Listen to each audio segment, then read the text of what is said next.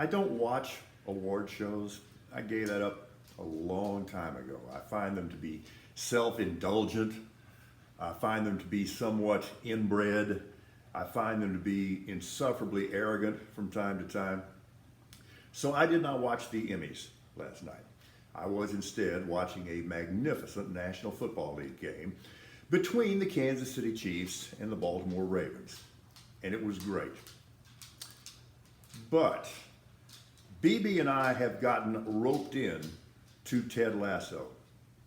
It's brilliant. And it's perfectly timed. And there is a lesson here.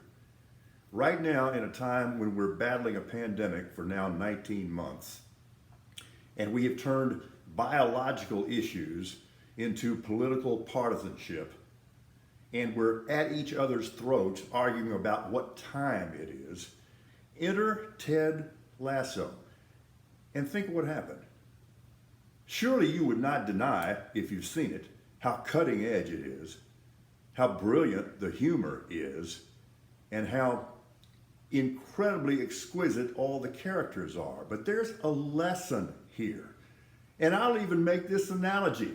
I'm football dude, okay? I'm American football dude. And you can take everything that I know about soccer and inscribe it on the head of a little tiny pin with room enough left over for War and Peace and the Gutenberg Bible. But here's what I've learned by watching that show. We are the same. It's the same thing. It's the same characters. It's the same motivation. It's the same love. It is the same human issue. This is so perfectly timed.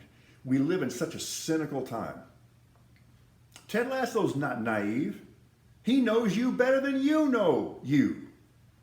But he's not afraid to inject some sweetness into life at a time when we desperately need it. Brilliantly created and perfectly timed. So Ted Lasso wins a lot of Emmy Awards. I would nominate that show for the Nobel Peace Prize.